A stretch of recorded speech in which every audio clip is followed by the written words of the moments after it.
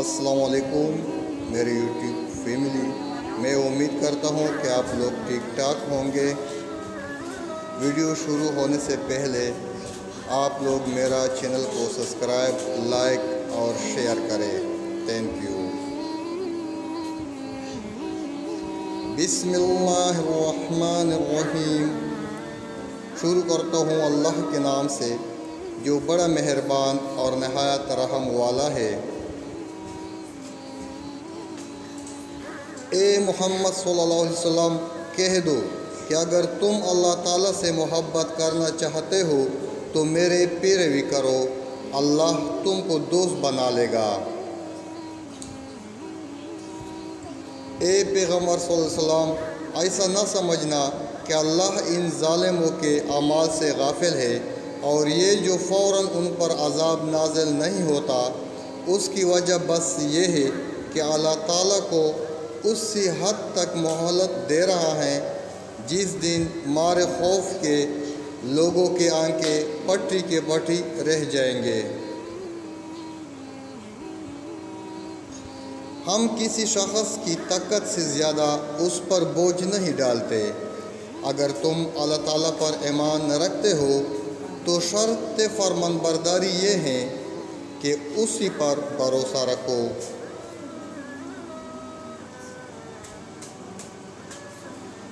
جو ہماری ناراضگی لوگوں کی رضامندی کے مقابلے میں خریدتا ہے تو ہم اس کو انہی کے حوالے کر دیتے ہیں۔ جو شخص راہ ہدایت پر چلے گا اس کے لیے نہ دنیا میں کوئی ڈر ہے اور نہ وہ آخرات میں ہی غمگین ہوگا۔ ایمان لانے کے بعد بد تہذیبی بری ہے، اور جو لوگ ان حرکات سے باز نہ آئے تو وہی اللہ تعالیٰ کے نزدیک ظالم ہے۔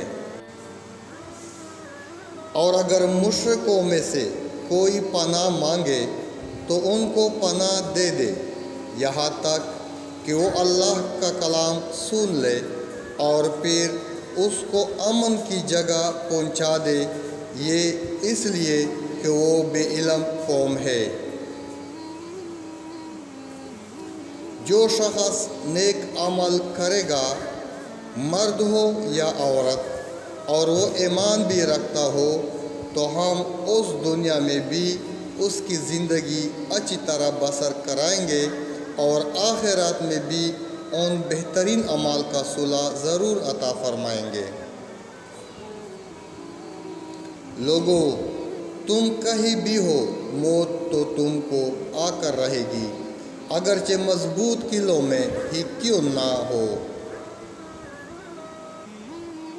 اے نبی صلی اللہ علیہ وسلم، تم ان سے کہہ دو کہ نفع ہو یا نقصان سب اللہ ہی کی طرف سے ہے۔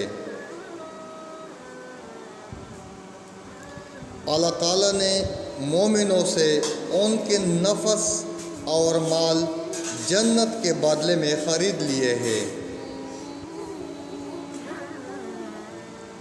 مسلمانوں، اسلام میں پورے آ جاؤ اور شیطان کے قدم بقدم نہ چلو، وہ تمہارا کلم کلا دشمن ہے۔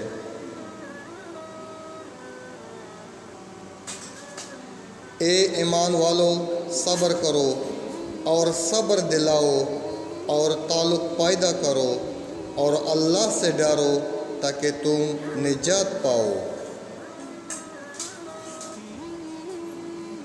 اس قرآن کا مقصد لوگوں کو سمجھانا ہے، لیکن ہدایت و نصیحت وہی لوگ پکڑتے ہیں جن کے دل میں اللہ کا خوف ہے۔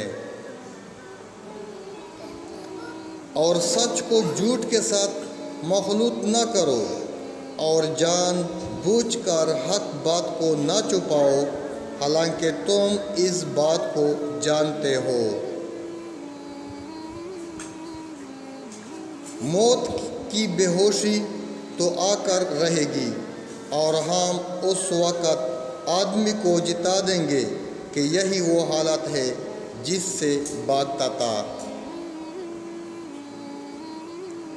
اور اگر کوئی تنگ دست تمہارا مقروض ہو تو اس کو فراخی تک مہلت دو، اور اگر تم سمجھو تو تمہارے حق میں یہ زیادہ بہتر ہے کہ اس کو اصل قرضہ ہی بخش دو۔ Thank you for watching.